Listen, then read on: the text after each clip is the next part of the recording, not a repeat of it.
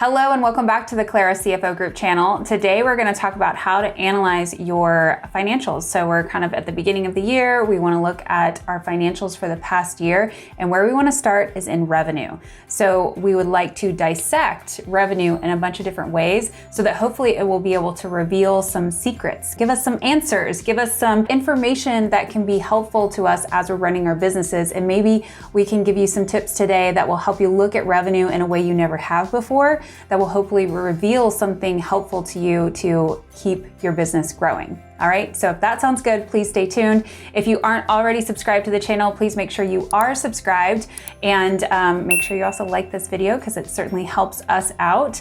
And also, if you have any questions as we go along, make sure that you've got comments. You've got the comment section open for you. Put your comments in there, ask some questions. We do try to read those and we try to respond to everything in the first 24 hours. So if you want to make a comment, try to do it as quick as possible, but we still monitor comments, so always know that that's a way that you can reach out to us there.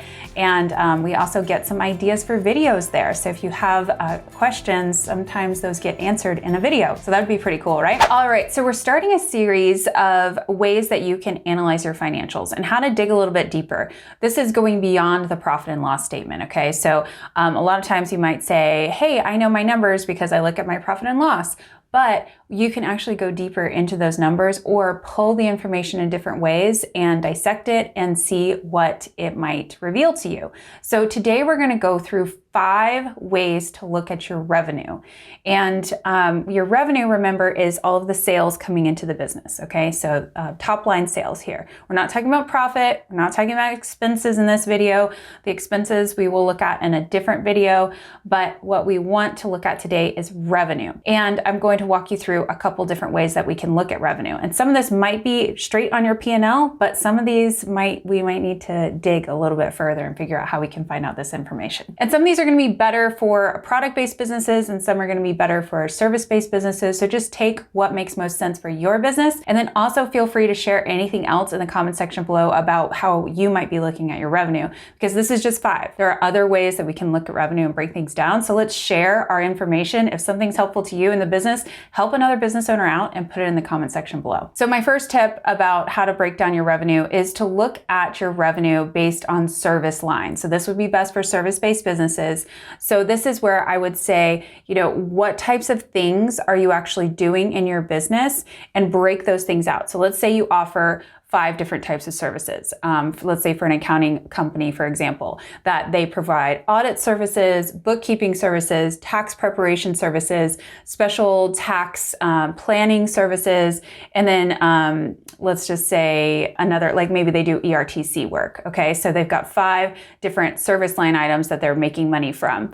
Now, what ideally we'd like to see is that those things are already on the profit and loss statement and that they're separated out, because you know that I like a nice separated out profit and loss statement if you watch any of our financial reviews. But sometimes people don't have their system set up like that, and they might just have all of that information rolling into a services line, and maybe they have some other products that they sell, so maybe all of the services are lumped together like that.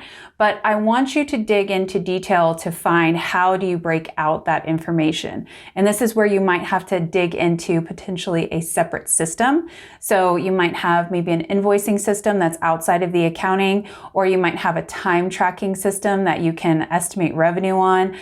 You might have some other level of detail where you can pull this information. So this is I'm telling you, this is a good time to sit down, put a couple hours on your calendar and start figuring out where all of this information is. Think to yourself, what systems does revenue data sit in? And then you might be able to say, okay, well, I know that every time I put this line item on an invoice, it is this type of service. So this might take a little bit of time to gather the information that you need, but you really need to be looking at what are you doing that's making money.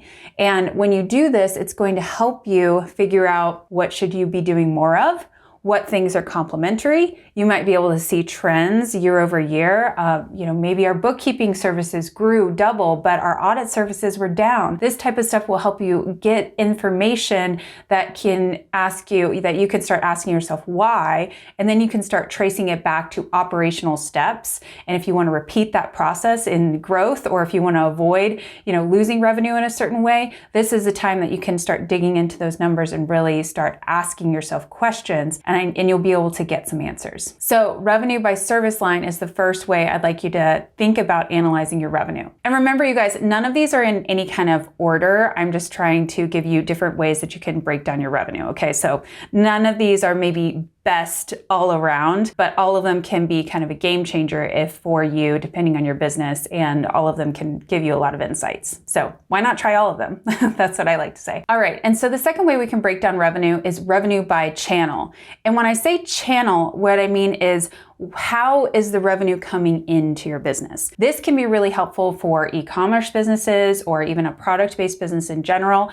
You might have, a retail channel of your actual retail store, but you might also have wholesale that's coming in from a different source. You might have an e-commerce platform, or maybe even multiple e-commerce platforms. I know a lot of e-commerce sellers will sell on something like Shopify, but then they'll also have Amazon sales coming in, or maybe they sell, directly to big box stores, things like that. You can break down all of your sales data to try to figure out where is the money coming from. This can also happen from service-based businesses, and it can happen with other types of businesses. But I find this type of breakdown to be super helpful in the product-based business. So where is the money coming from? This is really helpful because you can understand, do I need to try to protect that one channel more? Do I need to double down into certain types of marketing?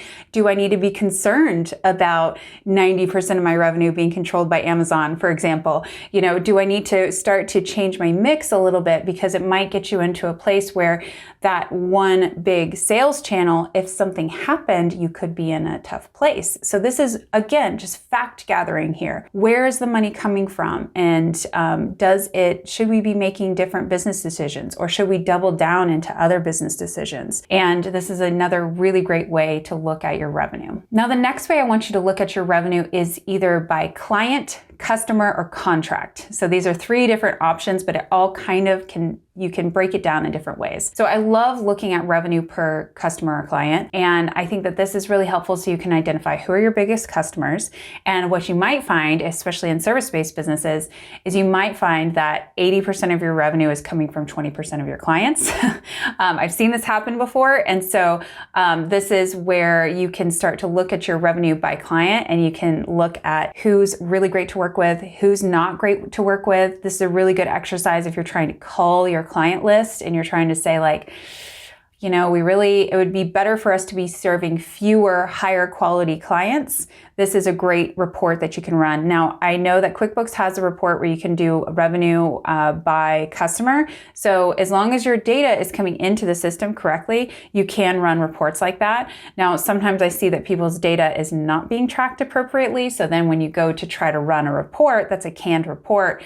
If you weren't marking income coming into the right customer, then it's not going to spit the right reports out. Always remember garbage in, garbage out principle. If you've got good data coming in, you can usually get good reports coming out. But revenue by customer is really helpful. I like to see this even in something like e-commerce, because you could start to identify maybe you've got some super customers, people who are always buying from you. And they might be the ones that you might want to start to figure out how to attract more people like that. Or what is it that's special about them?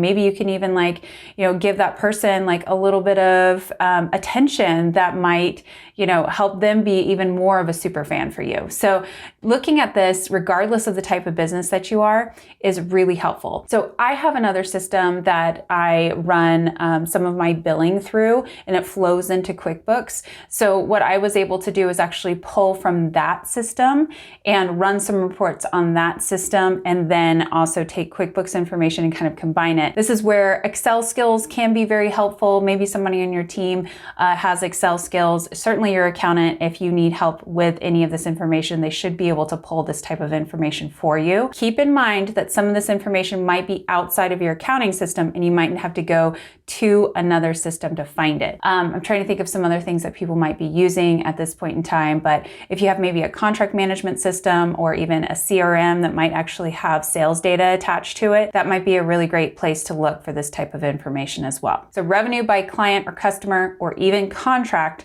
can be helpful to look at. Now, another thing that you might want to pay attention to, and this is our fourth one, is revenue by location. If you have the ability to look at where your revenue was earned, which everybody should have to some extent, because you might be triggering some tax implications if you're earning revenue in different locations. So we should have some way to track where our customers are when they buy from us or where we're earning the money. Now with this, you can find out a lot of information if you're tracking revenue by location. And this is, again, not something you're gonna find in the P&L. You're not gonna see like revenue from Washington State, revenue from Oregon, revenue from California. You know, that's not appropriate for the top level profit and loss.